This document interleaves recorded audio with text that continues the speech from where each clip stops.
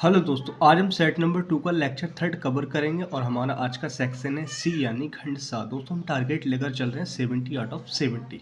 तो अगर आप भी आउट ऑफ 70 मार्क्स लाना चाहते हैं तो हमारे साथ जुड़ जाइए, चैनल को सब्सक्राइब करिए, लाइक करिए एंड वीडियो को शेयर करिए। और ये प्रैक्टिस सेट सिर्फ और सिर्फ आपके लिए ही लगाए जा रहे हैं जिससे आपकी तैयारी और बेहतर हो सके। इन सेट्स को लगाने के बाद आपकी तैयारी बिल्कुल 100% कंप्लीट हो जाएगी। जैसे ही आपका बोर्ड एग्जाम आएगा आप फोड़ देंगे एग्जाम को। तो करते हैं वीडियो को स्टार्ट। हीलियम प्लस के प्रथम उत्तेजित अवस्था की ऊर्जा की गणना कीजिए। ठीक है, हमें हीलियम का परमाणु क्रमांक दे रखा है, जेड बराबर कितना दे रखा है, पहले हम डालेंगे यहाँ पर हल। ओके, हमें जेड बराबर दे रखा है 2, यह है परमाणु क्रमांक। ठीक है, अब हीलियम की प्रथम उत्तेजित अवस्था होती है जेटी प्लस के लिए एन बराबर 2। ठीक है, अब बाकी हम यहाँ पे लगाएंगे फार्मूला। देखिए ई एन इक्वल टू हम जानते हैं -13.6 Z square upon N square, और ये फार्मूला होता है इलेक्ट्रॉन वोल्ट में। ये है हमारा फार्मूला। ठीक है, अब उसके बाद हम आगे बढ़ते हैं।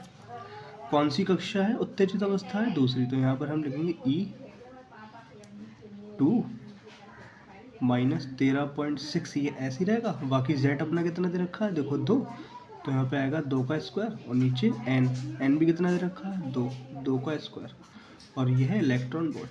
तो 2 के स्क्वायर से 2 का स्क्वायर यहाँ पर क्या हो जाएगा, कैंसिल हो जाएगा। अब हमारे पास क्या बचा, जो हमारे पास बचा वही हमारा आंसर है। तो E2 कितना आ जाएगा, -13.6 इलेक्ट्रॉन वोल्ट। तो ये रहा हमारा आंसर। तो आई होप ये क्वेश्चन आपको समझ आया होगा। अगर आपको ये फार्मूला पता था तो आप आसानी से इस क्वेश्चन को सॉल्व कर सकते थे। ठीक है, बढ़ते हैं अपने अगले क्वेश्चन की तरफ।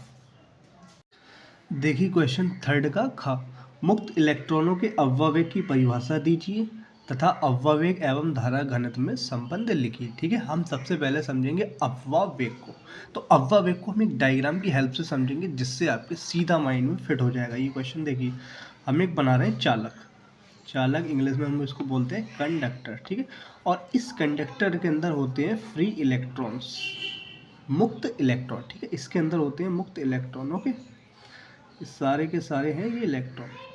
ठीक है, जब तक हम इसे इस चालक को बैटरी से नहीं जोड़ते हैं तो जो इलेक्ट्रॉन है ना वो सभी दिशाओं में गति करते हैं, सभी दिशाओं में गति करते हैं। ठीक है, लेकिन जैसे ही हम इस चालक को एक बैटरी के साथ जोड़ देते हैं, ठीक है, एक बैटरी के साथ इसे अटैच कर देते हैं, तो इसके अंदर उपस्थित इलेक्ट्रॉन, चालक के अंदर उपस्थित इलेक्ट्रॉन एक निश्चित दिशा में गति करने लगते हैं, एक निश्चित दिशा में गति करने लगते हैं। तब इन इलेक्ट्रॉनों का जो औसत वेग है वही कहलाता है हमारा अपवाह वेग। तो जब किसी चालक को बैटरी के साथ जोड़ा जाता है तो चालक में उपस्थित इलेक्ट्रॉन एक निश्चित दिशा में गति करने लगते हैं, तब इलेक्ट्रॉनों का औसत वेग अपवाह वेग कहलाता है। इसे वीडी से प्रदर्शित करते हैं। वीडी इंग्लिश में उसको हम कहते हैं ड्रिफ्ट वेलोसिटी। ठीक है, इसलिए हम इसको लिखते हैं बीडी से। तो आई होप ये आपको समझ आया होगा। अब मैं इसकी लिख रहा हूँ परिभाषा, वीडियो को पॉज करके।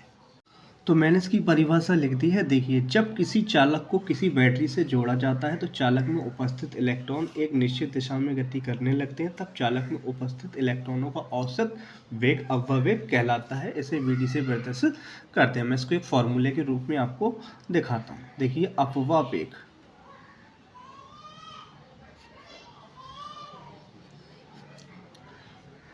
मतलब जो अव्वा वेग है वो किसके बराबर है, इलेक्ट्रॉनों के औसत वेग के। मान लो ये पहले इलेक्ट्रॉन का वेग है, ये दूसरे इलेक्ट्रॉन का वेग है, और ये तीसरे इलेक्ट्रॉन का वेग है। इस तरीके से कितने इलेक्ट्रॉन हो सकते हैं, चालक में n इलेक्ट्रॉन हो सकते हैं। तब इनका औसत वेग, अगर औसत निकालना होता है तो किससे डिवाइड करते हैं, n से डिवाइड करते हैं। ये है अव्वा वेग का बेसिक फार्मूला। तो आई होप ये आपको समझ आया होगा। इसे हम किससे प्रदर्शित करते हैं, वीडी से। ठीक है, यहाँ वीडी बराबर इस तरीके से आप लिख सकते हैं। ठीक है, अब हम बढ़ते हैं अपने इसी क्वेश्चन में। आगे हमसे पूछा है अपवाह वेग एवं धारा घनत्व में संबंध। ठीक है, अपवाह वेग और धारा घनत्व में संबंध। देखिए यहाँ पे हम लिखेंगे अपवाह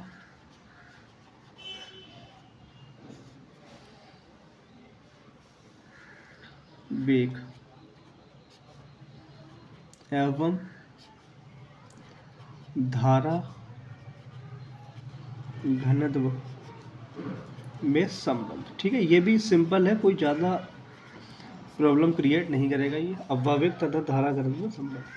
तो को धारा घनत्व को समझो तुम क्या होता है। ठीक है, धारा घनत्व होता है एकांक क्षेत्रफल में प्रवाहित होने वाली धारा। एकांक क्षेत्रफल में प्रवाहित होने वाली धारा को हम धारा घनत्व कहते हैं, जिसे हम जे से प्रदर्शित करते हैं। तो हम एक फॉर्मूला जानते हैं, जे बराबर होता है I/A। एकांक क्षेत्रफल में प्रवाहित होने वाली धारा घनत्व कहलाता है। इसे क्वेश्चन नंबर 1 मान लो। ठीक है, अववेग का हम एक फॉर्मूला जानते हैं, अगर ध्यान से देखोगे तो समझ आएगा। I = NE/A चलो यहाँ इस तरीके से लिखो, कोई फर्क नहीं पड़ेगा, NE/VD/A। ठीक है, ये हमारा फॉर्मूला। देखो I क्या है, चालक में प्रवाहित होने वाली धारा, N क्या है, नंबर ऑफ इलेक्ट्रॉन्स, और यह है इलेक्ट्रॉन का आवेश, VD आप जानते हैं क्या अववेग, और A क्या है, अनुप्रस्थ काट का क्षेत्रफल। I का मान समीकरण 1 में रख दो। I का मान देखिए, I का मान समीकरण 1 में रखने पर देखो, हमसे धारा घनत्व की परिभाषा नहीं पूछी, इसलिए हमने डायरेक्ट यहाँ पर फॉर्मूला ही लगाया है। ठीक है, अगर आप चाहो तो लिख देना, वीडियो रिपीट कर लेना, मैंने परिभाषा बोली, आप लिख सकते हैं। तो I = देखो हमारे पास है ये J = I की वैल्यू लगा दो, यहाँ पर कितनी दे रखी है, NE/VD/A, और नीचे भी क्या आ जाएगा यहाँ पर A। ओके, A से A हम काट दे रहे हैं। देखो A से A जैसे ही काटेंगे तो हमारे पास एक रिलेशन निकल के आएगा। देखिए J = J हमारा क्या है, धारा घनत्व, यहाँ बचा NE/VD।